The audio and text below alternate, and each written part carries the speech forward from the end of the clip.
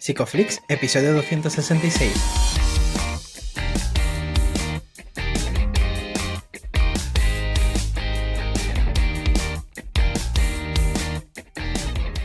Bienvenidos a Psicoflix, un podcast para psicólogos y psicólogas, un podcast donde entre todos buscamos ser cada vez mejores profesionales de la psicología. Aquí hablamos de todas las estrategias, técnicas y noticias de la psicología contemporánea, pero siempre con la evidencia científica que nos gusta defender. Hoy estamos emitiendo nuestro episodio número 266, en el que vamos a hablar del análisis funcional en FAB. Pero antes, recordaros que en psicoflix.com podéis registraros y acceder a todo el contenido exclusivo para suscriptores. Bueno, bienvenidos al podcast, muchas gracias por estar aquí, yo soy Ye y bueno, pues siempre muy buena compañía. ¿Qué tal, Darío? ¿Cómo estás? Hola, Ye. Bueno, bien iluminado. Hemos puesto aquí los focos para que luego no se me vea como en un agujero. Además, la gente, bueno, breve recordatorio. Estamos en YouTube, que a lo mejor no estáis escuchando pues, en iVoox, Spotify, en cualquier sitio, aunque en Spotify creo que también hay vídeo ahora, ¿no? Uh-huh. Pero si no, pues vais a YouTube y ahí nos veréis los caretos, ¿no? Y no solo eso, podéis también leer a Juanjo, ¿no? Que está escribiendo a través de la newsletter psicoflix.com y veréis ahí que os podéis suscribir, igual que, atención, al webinar que tenemos gratuito. ¿Qué día era el webinar? Día 30. El día 30 de septiembre, así que estamos grabando hoy día 16, estaréis escuchando que jueves día, pues no sé, 19. Uh-huh. Tenéis poco tiempo, pero el suficiente para apuntaros y que le veáis las caras, ¿no? A Juanjo y a José Molinero. Ya sabéis que le invitamos a todo lo que podemos también, que como Luis, que bueno, que hoy viene por aquí, ¿no? Ahora lo presentamos, pero ya se le estará viendo. Se apunta a un bombardeo. Así que nada, va a estar muy bien, va a estar como siempre muy guay. Os animamos a asistir, que es gratuito, de verdad. Os mandamos la grabación si no podéis asistir el mismo día. Todo fácil para que formarse sea accesible. Y ya está, Ye.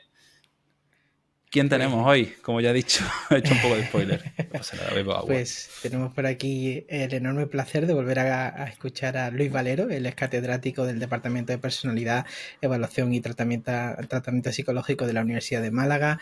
Es doctor en psicología, director de varias tesis e investigaciones y autor de diversos trabajos junto a Colenberg y Say, creadores de FAB.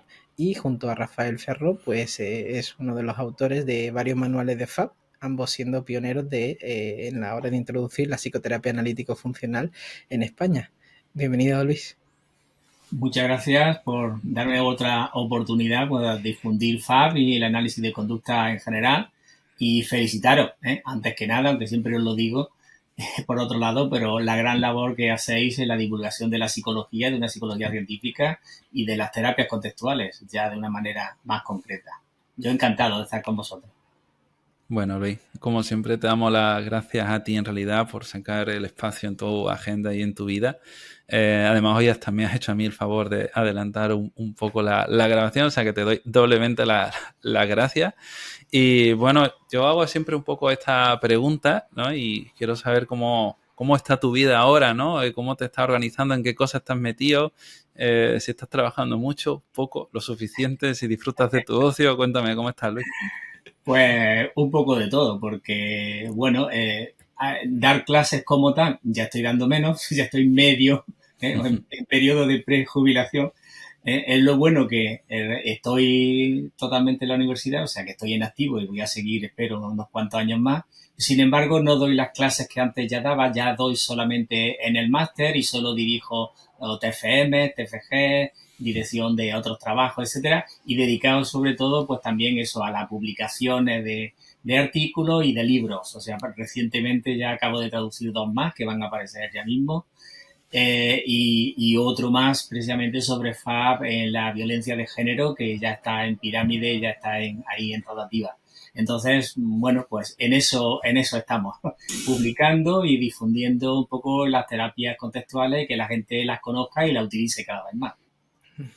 Jope, qué interesante. Siempre seguimos todo lo que publicas, tanto tú como con Rafa, que ahora también habéis publicado, bueno, han publicado un metaanálisis, ¿no? Acerca de FAB. Y Luis, siempre nos gusta conocer un poco la parte más autobiográfica.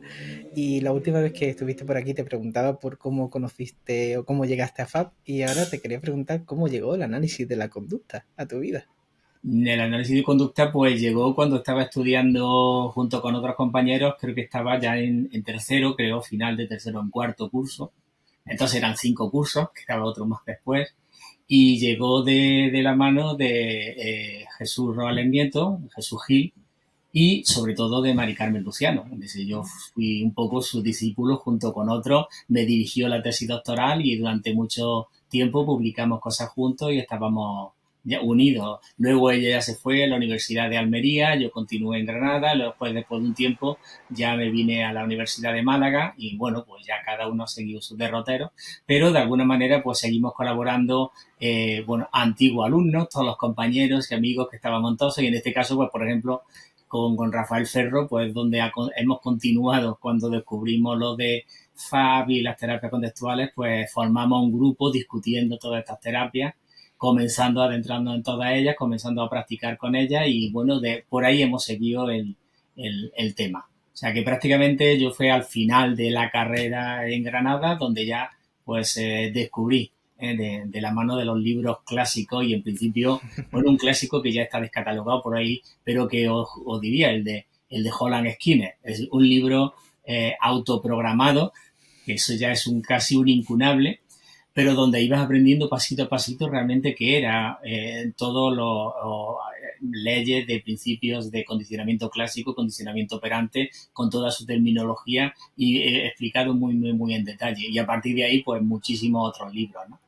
Con Mari Carmen Luciano precisamente comenzamos a tratar algunos casos clínicos en su tesis ya sobre niños con retraso, sobre todo en el lenguaje, que era su investigación entonces, y simultáneamente también la investigación con animales en otra investigación sobre hipoxia, de manera que era un modelo de posible retraso, ¿no? De retraso por hipoxia, y entonces se estudiaba en animales, estudiábamos en la caja de Skinner el modelo de retraso como efectivamente los pollos, porque el animal experimental eran pollos, pues diferían de los pollos que no habían pasado por esa hipoxia y la cantidad de aprendizaje y la velocidad de aprendizaje era muy diferente en uno y en otro.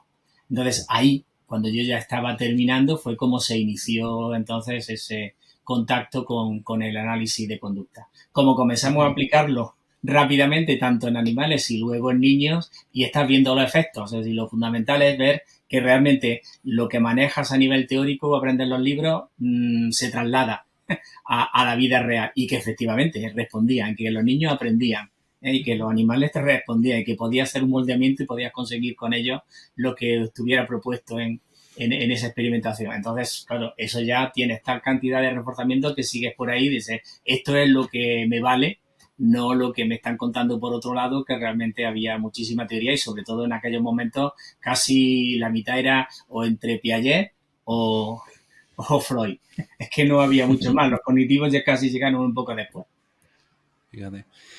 Luis, antes de meternos en materia, estaba pensando bueno, justamente, ¿no? Que tú ves como muchas generaciones de psicólogos y psicólogas que van formándose y van pasando por la carrera, ¿no? Y me preguntaba, ¿no? Que justamente en FAB, que tenemos que moldear en consulta, emitir, ser muy contingentes, ¿no? Pero sobre todo estar muy atentos. Si una sociedad donde la atención que cada vez está como más es más escaso, ¿no? Y que a la vez también el cómo nos relacionamos los unos con los otros, también por cómo están las redes y todo esto. No sé si tú crees, yo sé que aquí tienes que hablar desde tu opinión, tu punto de vista, ¿crees que se están deteriorando algunas habilidades terapéuticas debido a cómo están las relaciones hoy en día, ¿no? Sobre todo las generaciones más jóvenes? O si esto es simplemente un comentario un poco boomer por mi parte, pero de verdad que me interesa mucho tu opinión.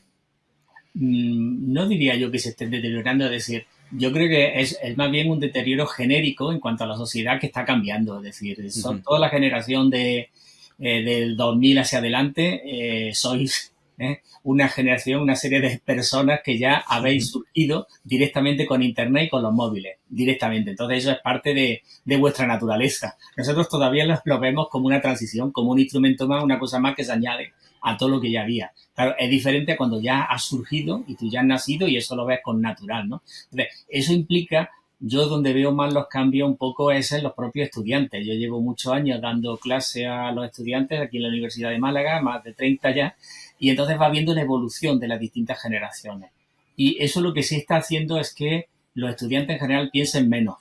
Hay menos estudiantes críticos, hay menos estudiantes que leen. Ese es el gran problema, no leen.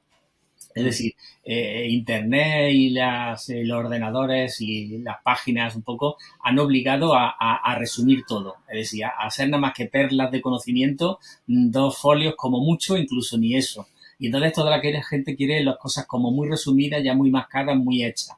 Entonces, el que le dé a unos alumnos 5 artículos y que se lo lean y saque sus propias conclusiones, hoy ya es casi un imposible. Casi un imposible, ¿no? Algo que yo hacía en los programas de doctorado al principio y aquello era una delicia estar discutiendo con los alumnos, incluso otros profesores, a partir de esos 5 artículos, ¿no? Hoy le dices 5 artículos y te lo hacen con el ChatGPT, claro. te lo ponen allí por escrito y dices, ahí va, ya está, ponme la nota.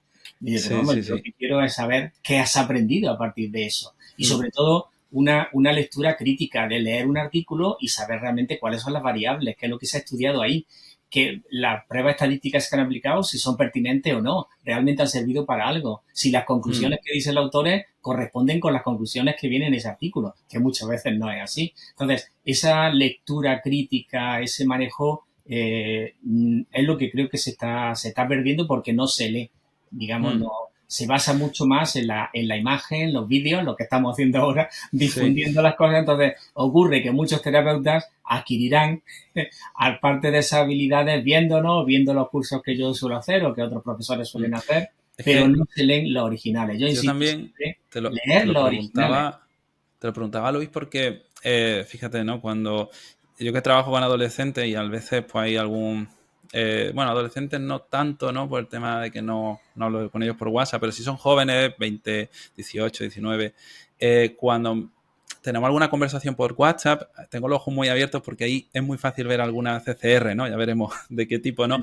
Y no tanto, ¿no? En personas de 50 o 60 años. O sea, porque el cómo te responden, tú dices, bueno, es que esto puede ser simplemente un ok, ¿no? Como mi padre me dice, ok, ya te parece que te lo he dicho muy serio, pero no es así, ¿no? Pero la forma, ¿no? En la que está comunicando un chico o una chica, ¿no? De 20 años a través de WhatsApp, tiene mucho material, ¿no? Y esto es algo que a lo mejor antes... Sí, no, pero yo creo que en cualquier interacción se puede dar exactamente igual a una persona de 50 o 60 años que en uno de 20. Lo que cambia es el medio de esa comunicación y es lo que puede hacer ver y puede llevar muchas veces en la terapia online a errores bastante graves en el terapeuta. Porque, como tú bien dices, aparece un mensaje y te dice ok.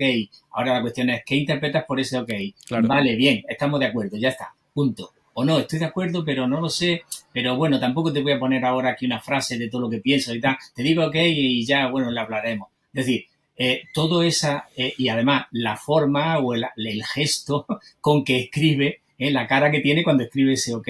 Entonces, todo eso se pierde en la comunicación online. En gran parte se pierde. Excepto, bueno, a veces cuando estás haciendo una comunicación así en directo con vídeo, pues al menos estás viendo la cara y demás. Pero si se utiliza el WhatsApp o el correo electrónico para hacer terapia como apoyo, hay que tener bastante más precaución porque se pierde mucha de la información de cuándo se está dando esa respuesta. Podemos asumir entonces una determinada función que a lo mejor no es cierta como tal. De todas formas, como siempre, afirmo que cualquier tipo de análisis funcional que hagamos, cualquier, digamos, hipótesis sobre si es una CCR1, CCR2, etcétera, dentro de FAP, es siempre una suposición, es una hipótesis. Se trata ahora de intentar cambiarla, aplicarle otras contingencias y ver si efectivamente cambia y llevábamos razón o no. Y puede que nos equivoquemos. Es muy interesante esto, ¿no? Porque estaba pensando con respecto a la historia del análisis de la conducta, ¿no? Y ahora estamos hablando de esa interacción, ¿no? Que uno ya puede estar viendo ciertas conductas problemáticas ahí, ¿no? Que hace que nazca FAP a raíz del análisis de la conducta. Que le aporta FAP distinto a lo que ya hay. Distinto y precisamente fue por lo que surgió, porque realmente había en esos años, vamos, 80, finales de los 90 incluso, y sigue habiéndolo.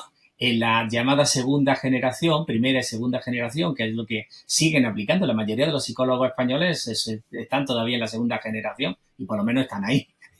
La cuestión es que realmente hay como un techo de cristal. Es decir, desde los años 90 no se ha aportado nada, es decir, ni siquiera las teorías cognitivas. Lo único que han ido cambiando es la palabreja o digamos, no tanto el modelo, que sigue siendo lo mismo, dualista y profundo, etcétera, sino el hecho de utilizar unas palabras u otras o llamarles de una manera u otra a esos procesos cognitivos. Pero no ha cambiado nada. Realmente no hay descubrimientos nuevos, desde esa perspectiva. Había como una especie de techo de cristal dentro de las propias terapias, puesto que tenía eficacia. ABA se sigue aplicando con niños con retraso y con autismo y demás, incluso en la educación de niños normativos, porque funciona de inmediato al aplicar contingencia. Pero, claro, cuando nos vamos a adultos, la terapia de adultos habitualmente es tener una sesión así, vis a vis, uno a uno, hablando durante una hora.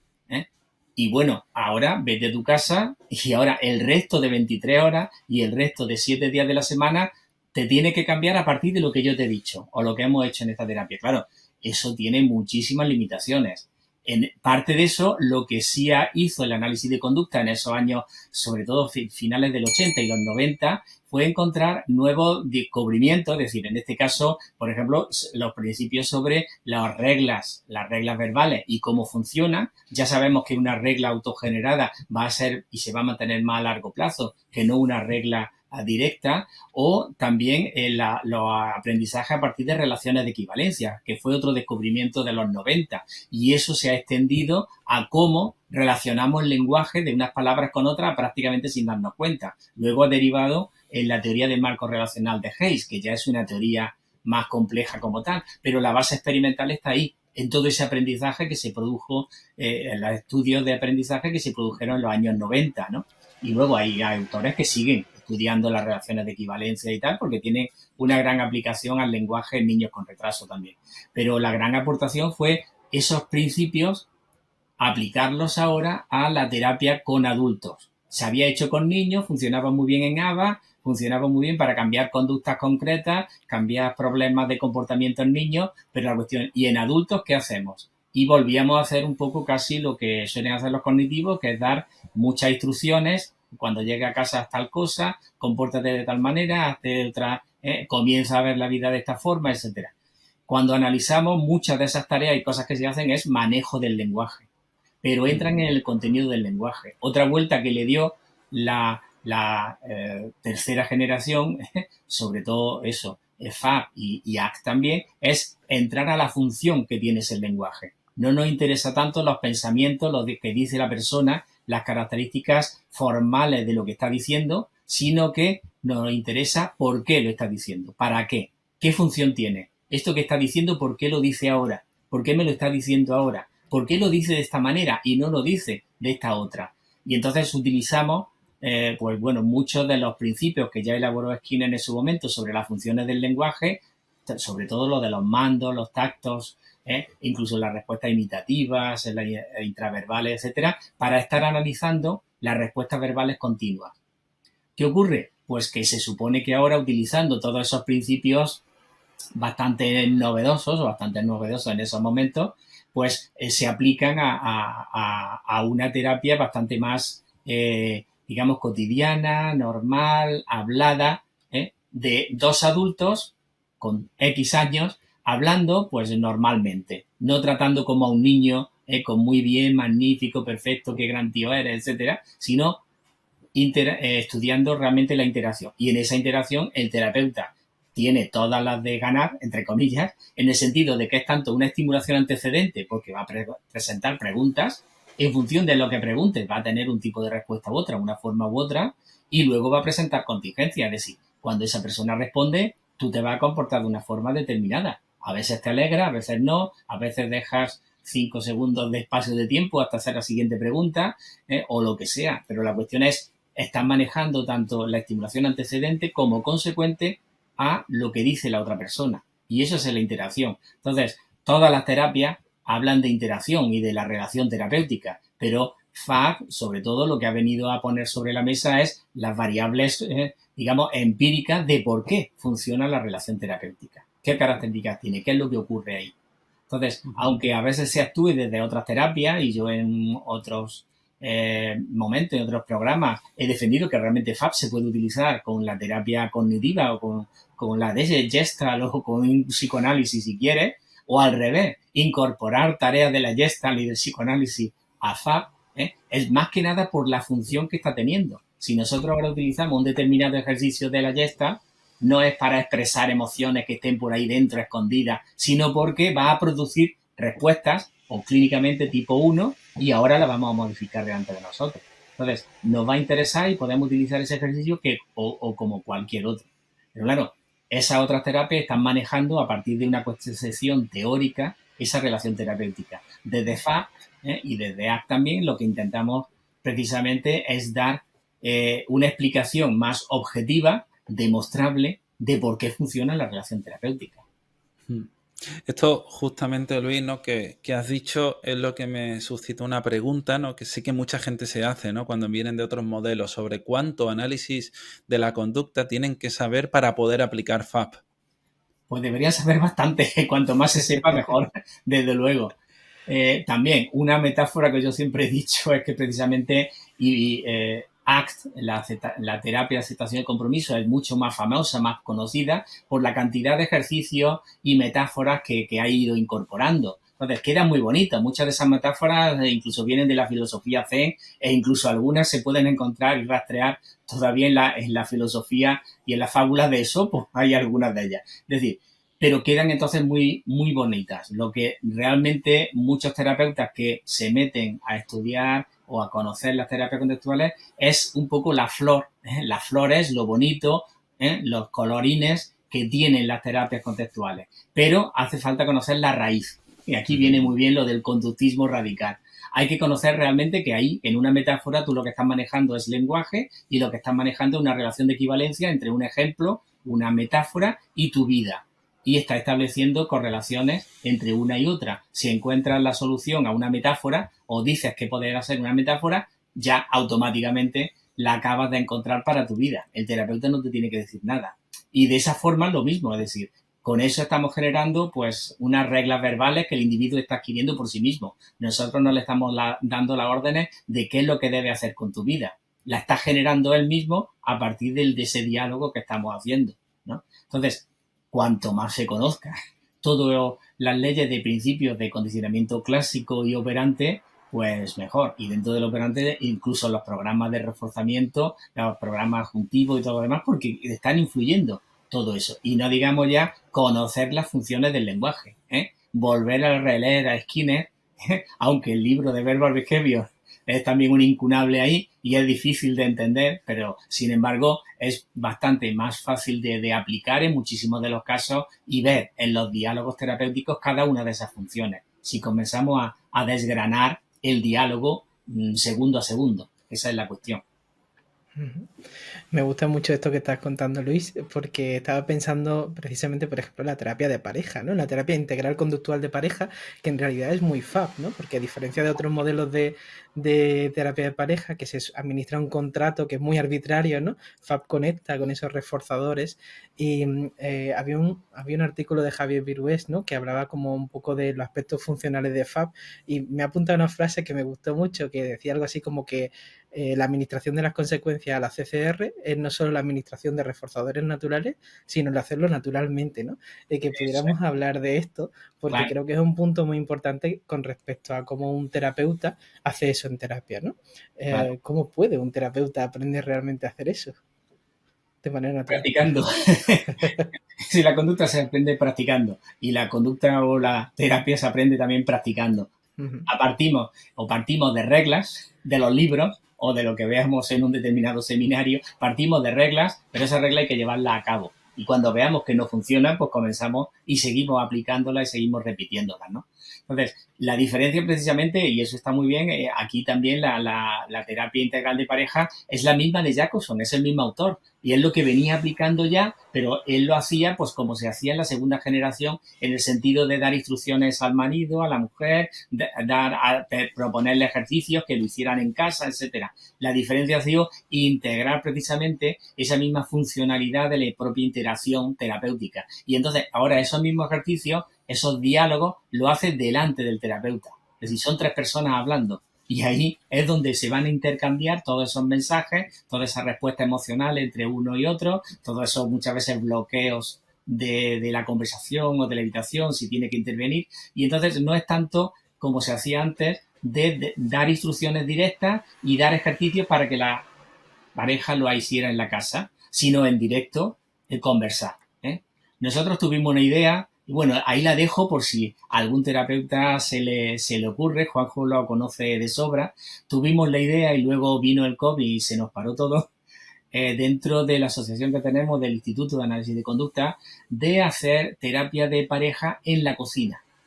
Es decir, claro, la cuestión era crear un entorno, un contexto donde la pareja tiene que estar haciendo cosas, hablando, pero en ese contexto metemos los problemas de relación, los problemas de comunicación de la propia pareja.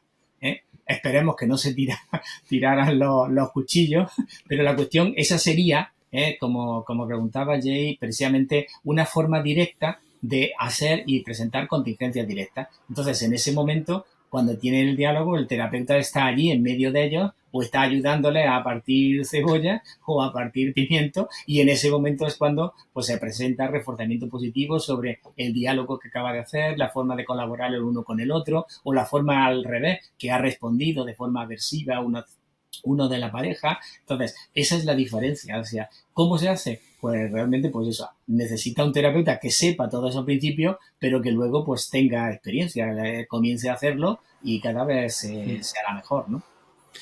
Ya que saca ahí esto, ¿no? Sobre los reforzamientos naturales, y ya que decías tú también, Luis, hablabas, ¿no? Sobre esta monitorización, vamos a decir, en entornos naturales. Pienso en si una inteligencia artificial, ya que esto está aquí, además quería preguntarte un poco sobre esto porque precisamente hay algunos autores que están hablando del tema.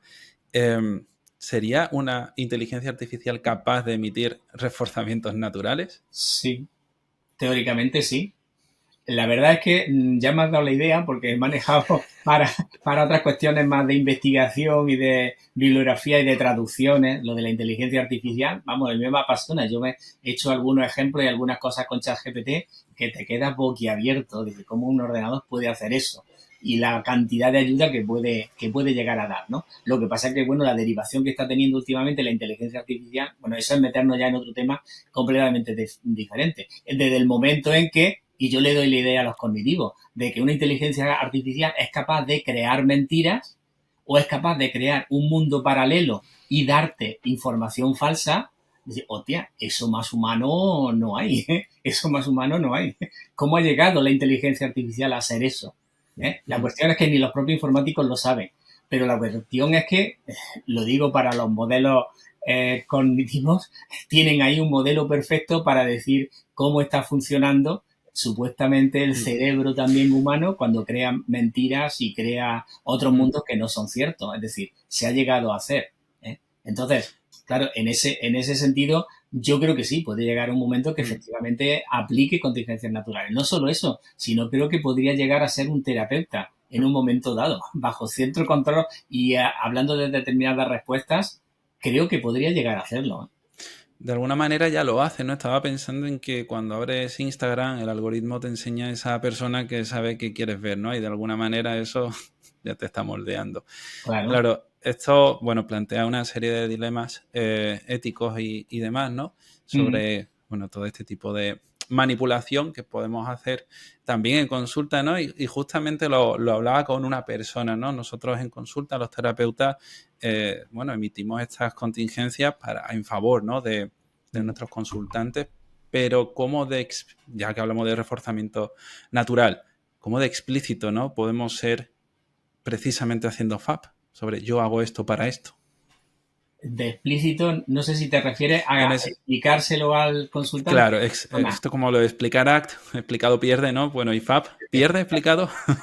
Yo creo que FAP, a diferencia de ACT, que muchos autores creo que también se equivocan, muchos terapeutas, ACT no tienes que explicar. Es decir, hay muchos terapeutas que lo que están haciendo al aplicar ACT es explicándole los principios, explicándole el hexaflex, explicándole qué es la difusión, explicándole... No tiene sentido. Es decir, eso es como si un médico va y tiene, pues eso, una gripe y te explica cómo se contagia la gripe y por dónde puede ir, a qué mecanismo afecta y todo. Y vamos a ver, tú dame algo para quitar esta gripe o dime qué es lo que tengo y cuál es el tratamiento más oportuno, pero ahora no me expliques todo el proceso de cómo está ocurriendo. Y en ACT muchos terapeutas lo que hacen es explicar qué hacer. Entonces, ¿qué ocurre? Ahí hay un gran problema metodológico y científico, y es que en el momento que tú explicas a la persona qué es lo que está ocurriendo, cómo es esa terapia, o qué es lo que además debe ocurrir, porque debes de fundir tus pensamientos de tus emociones y separar tu lenguaje de ti mismo, etcétera, se le están dando instrucciones directas, con lo cual el individuo lo que hace es obedecer. Realmente lo que está haciendo es seguir reglas del terapeuta. No está cambiando ni aprendiendo cosas nuevas, ¿no? La perspectiva de DEFAP en este sentido cambia muy diferente. Es decir, de DEFAP no se le explica que hay una CCR1, ni que es un moldeamiento, ni que hay reforzamiento diferencial. Esos son los terapeutas, es decir, los científicos o profesionales, los que debemos saberlo. Ahora, a la hora de hablar con esa persona, simplemente se le explica en las palabras cotidianas. Normalmente yo en casi todos los casos, y bueno, lo que conozco, la introducción un poco a FAP, es decir que, bueno, yo no tengo una varita mágica, yo no te voy a resolver los problemas, estoy aquí como una ayuda, pero es una cuestión de los dos. Entre los dos podemos ir encontrando bueno, las posibles soluciones. Vamos a seguir hablando, vamos a ver qué te pasa, vamos a intentar encontrar a ver a qué obedece eso y a partir de ahí planificaremos a ver qué podemos hacer, pero con tu ayuda. Serás tú quien decida y haga las cosas y en lo que estemos hablando aquí, pues es como vamos a intentar que aprendas cosas nuevas. Algunas de las cosas que hagamos a lo mejor te sorprenden mucho, porque a lo mejor le hacemos saltar o bailar, pero la cuestión es, tiene todo un sentido, ¿no? En ocasiones, cuando hace un ejercicio a posteriori, ya sí lo puede explicar si la persona se queda como muy sorprendida y no sabe muy bien a qué viene ese ejercicio o qué sentido tiene o para qué, ¿no? Pero no previamente, porque si tú explicas previamente qué es la difusión o qué es, digamos, cualquiera de esos fenómenos, que es el yo como contexto y lo que quiero crear, que tú tengas un yo separado de tu yo histórico, la persona lo que está es siguiendo tus órdenes. No está aprendiendo cosas nuevas, ni eso lo va a llevar más adelante en su vida, ¿no? Entonces, al final, un poco, eso ya sería una opinión propia, ACT ha ido derivando progresivamente, y ya no solo conceptualmente, sino en las cosas que se hacen en los terapeutas muchas veces de nuevo hacia la segunda generación. O sea, hemos dado una vuelta completa, no de 160 grados, que era lo que pretendían las terapias contextuales para hacer las cosas de una manera muy diferente, sino de 360. Y estamos de nuevo con explicaciones absolutamente cognitivas, mentalistas totalmente, con términos, ya no solo con términos que se podrían más o menos definir en un momento dado, sino con explicaciones mentalistas y relativistas totales, o sea que realmente difíciles de materializar y de probar en un estudio determinado.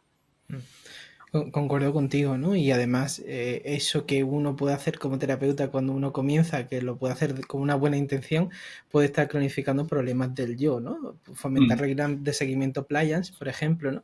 Y te quería preguntar por esto, ¿no? Porque creo que hemos hecho un episodio acerca de cómo se construye el yo desde FAP, pero me gustaría que pudiéramos retomar aquí también, porque entroca con la conversación, ¿no?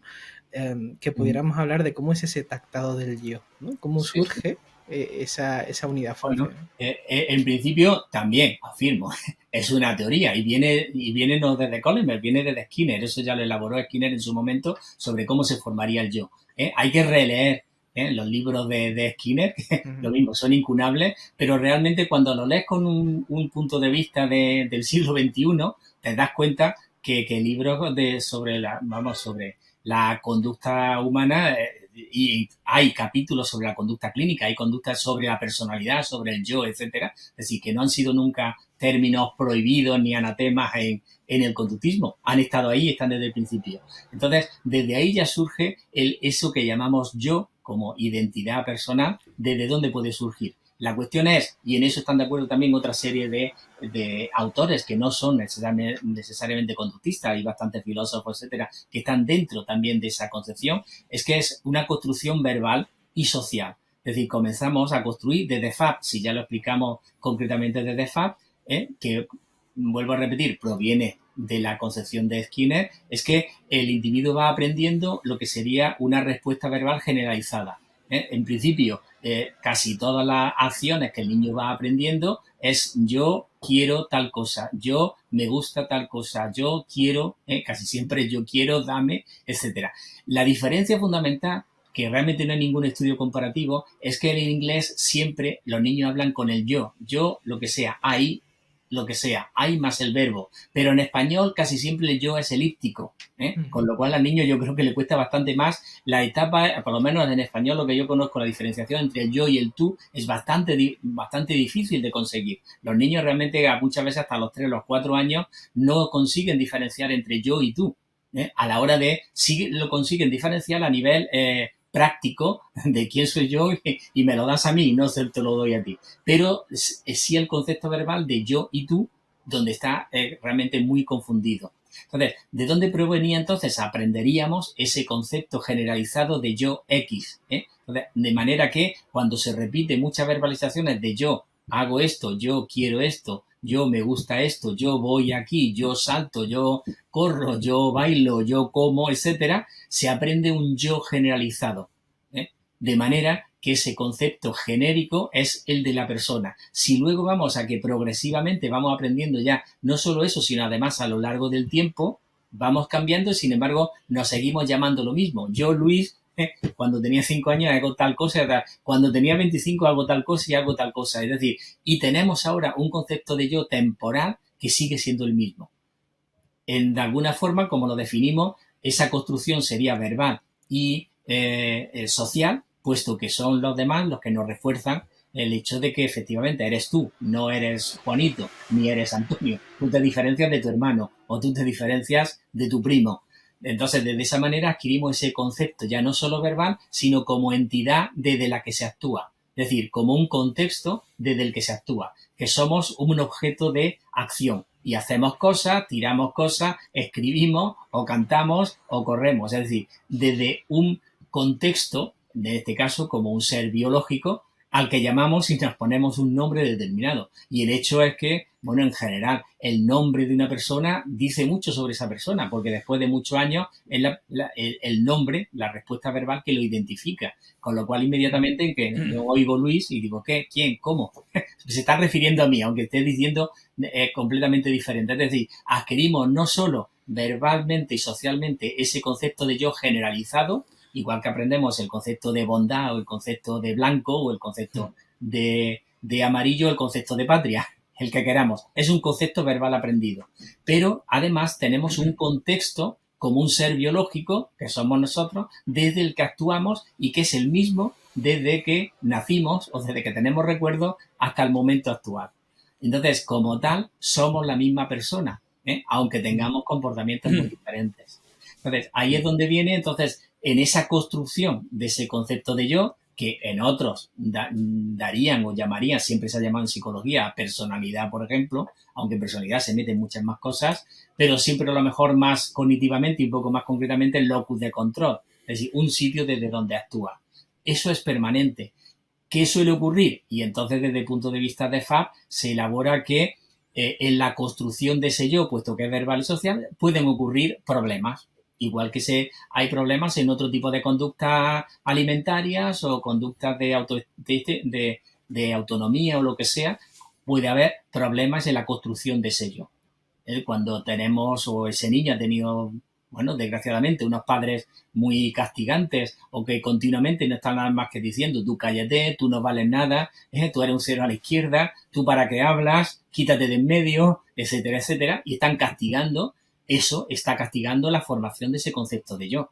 Si llega a la escuela y además tiene bullying y todo también le castigan porque es demasiado feo, porque no se relaciona con otros, porque no juega con otros, y el entorno a los 12 años también lo está castigando, pues nos podemos imaginar que vamos a tener una persona con 20 años con un yo realmente, desde FAB llamamos un yo débil, en el sentido de que no sabe quién es, no sabe qué hace, que todo intenta agradar a los demás con tal de conseguir algo de reforzamiento, o tiene lo que llamarían los psicólogos eso de una autoestima muy baja, que no es sino una construcción de todo ese conjunto de historias que tiene esa persona sobre ese yo, de cómo se ha ido formando.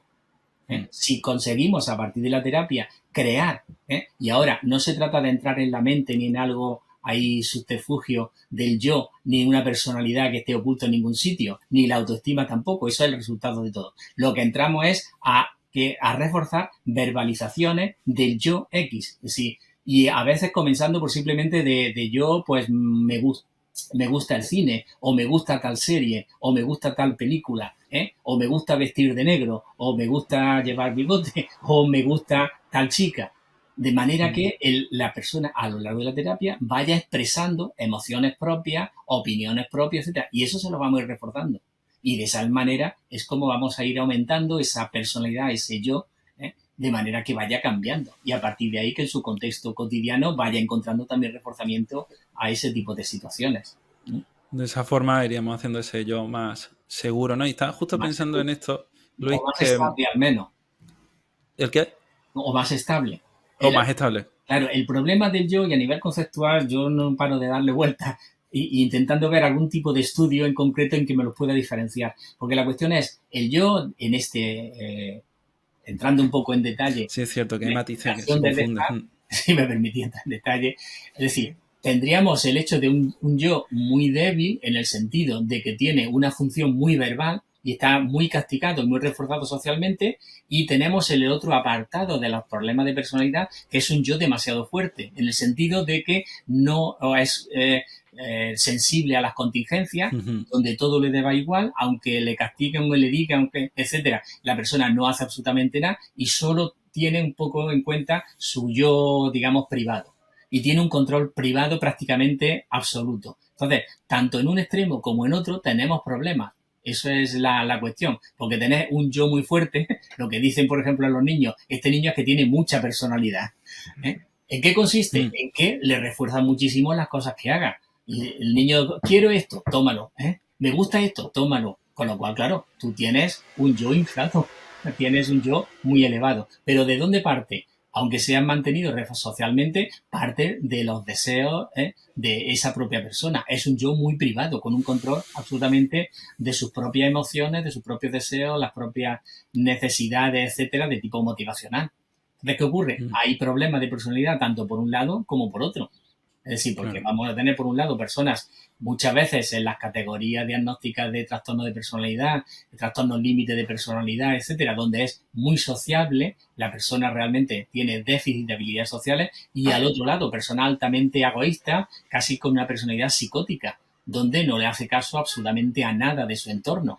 Entonces, tanto es patológico, por llamarlo así, o problemático un extremo u otro. Por eso, por lo que decía de equilibrio de personalidad, o sea, estabilidad en la personalidad.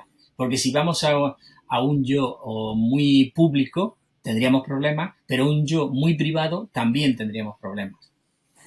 Por eso hay que encontrar un cierto equilibrio.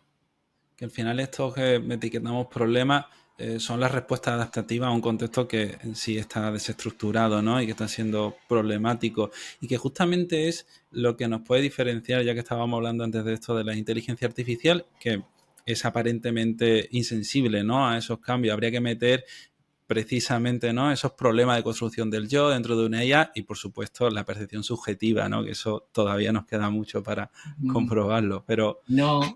Pero no va por ahí. Vamos, mi idea de lo que es la inteligencia artificial.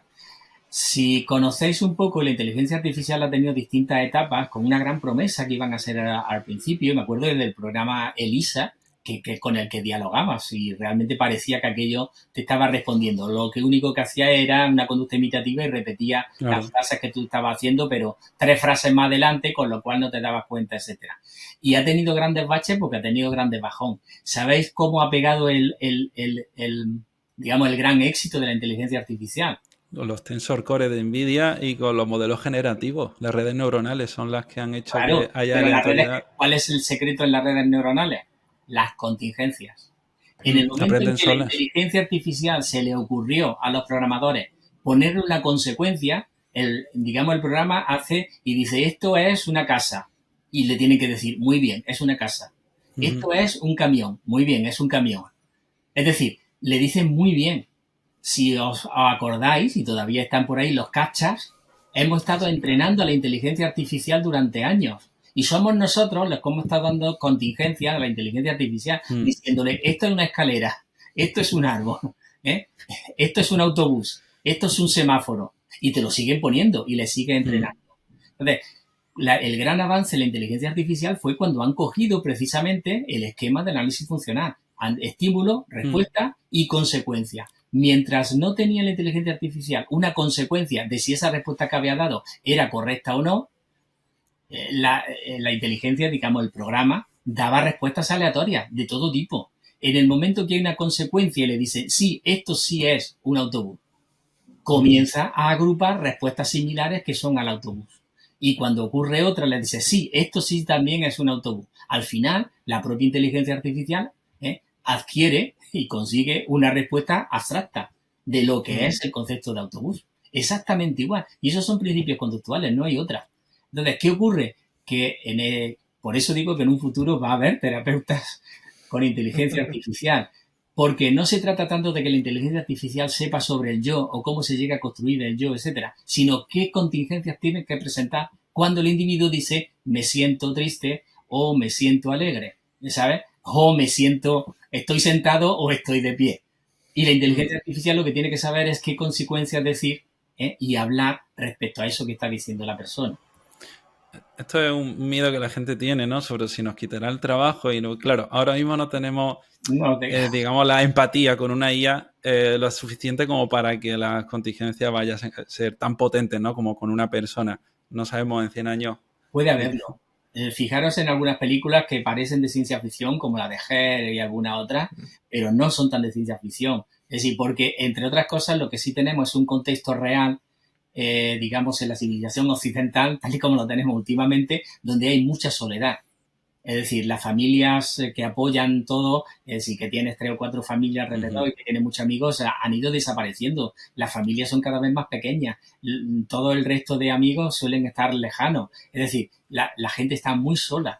¿Qué ocurre? Que entonces te puede enganchar absolutamente a todo y a una inteligencia artificial también, perfectamente. Entonces, por ahí no va a haber. Quitar el trabajo no lo va a quitar a los miles de psicólogos que surgen cada año. O sea, en eso está tranquilo porque cada vez se matriculan más psicólogos y van a seguir teniendo trabajo, ¿no? Además, más cuando haya psicólogos muy listos y que sepan diferenciarse y den ese tono amable y amigable que no da una inteligencia, ¿no? Entonces, ¿qué ocurre? Que lo que sí va a ir sustituyendo muchos elementos y en algunas otras profesiones o va a servir. Yo creo que puede llegar a servir de ayuda a algunos procesos terapéuticos y en algunos momentos. Es decir, yo, de hecho, por ejemplo, esto se llama al parte, pero si nosotros para hacer una exposición de fobias específicas a algo, a las cucarachas, no hemos visto y hemos deseado con Antonio Ruiz, que hizo la tesis, bueno, y el programa que tenemos por ahí disponible y todo lo demás, por si lo queréis utilizar en vuestras terapias.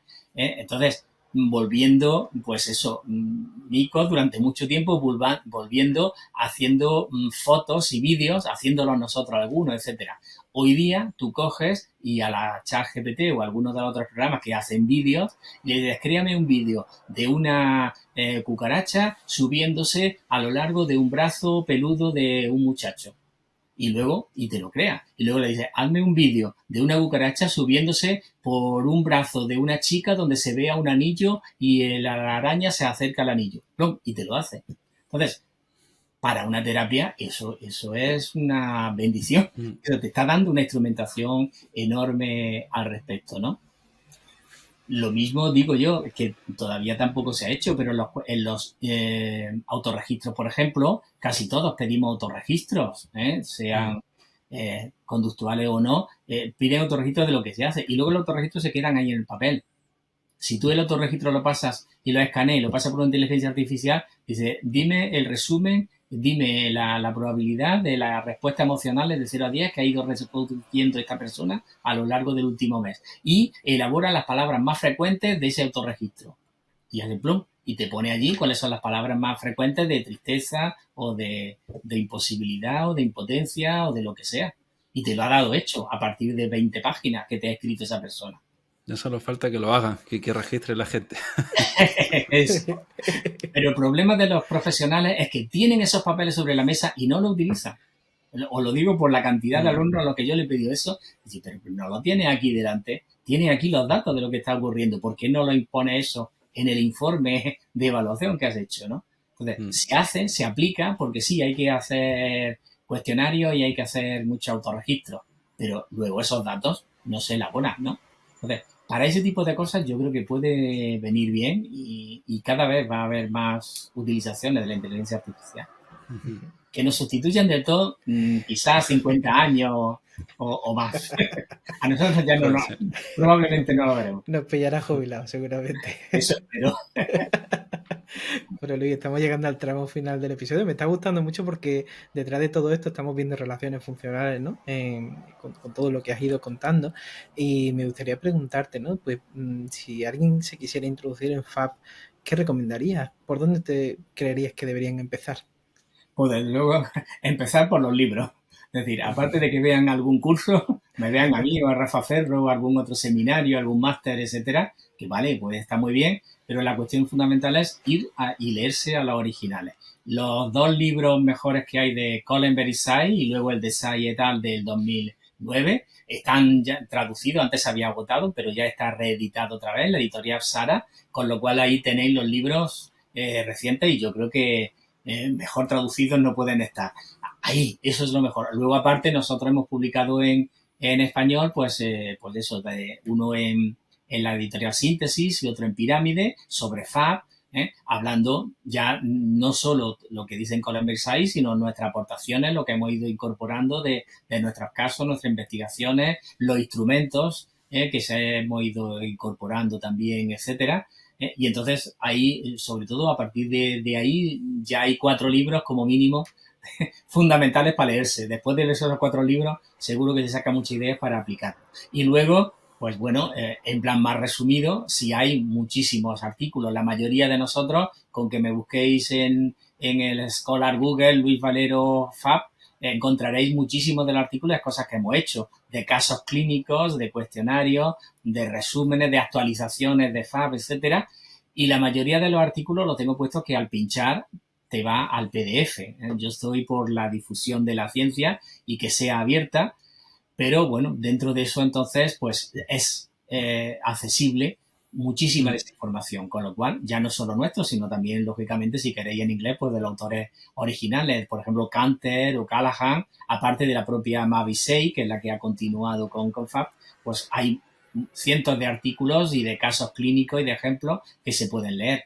Y yo creo que lo mejor es ir a esos originales, y a partir de ahí, todo eso son reglas. Comenzar a aplicarlo, comenzar a hacerlo, ir metiendo cosillas y ver qué cosa funciona, porque es compatible, se puede hacer junto con AD, junto con activación o junto con la terapia dialéctica, hay muchos puntos comunes. Intentar hacerlo, y a ver qué resulta. Muy bien, pues dejaremos todos los enlaces de los libros en las notas de este programa, junto también a tu correo, para que te puedan encontrar y preguntarte cualquier cosa. Y Luis, ha sido un placer escucharte de nuevo aquí. Bueno, pues el placer es mío, pasar un rato tranquilamente, divertido, hablando de estas cosas de las terapias contextuales, que me gusta y que, bueno, que sirva para difundir y crear algún entusiasmo en nuevos terapeutas que se metan en estos temas. Seguro que sí. Además estarás con nosotros en el curso intensivo de FAB de noviembre también, junto a Mavis Say, Callahan, Frohan y muchos compañeros más, junto a Ferro también, que estaréis en este pedazo de curso que estamos creando. Y bueno, os animo a consultar todas las referencias que vamos a dejar en las notas. Y nada, que nosotros nos veremos la próxima semana, que tenemos por aquí a Amanda Muñoz y vamos a hablar de la operativización conductual de FAB. Así que os animo también a suscribiros al podcast. Y nada, que nos vemos el próximo jueves a las 8 de la tarde con un nuevo episodio aquí en psychoflix.com, en Spotify, en iTunes, en iVoox y en YouTube. Hasta luego. Hasta luego. Hasta luego.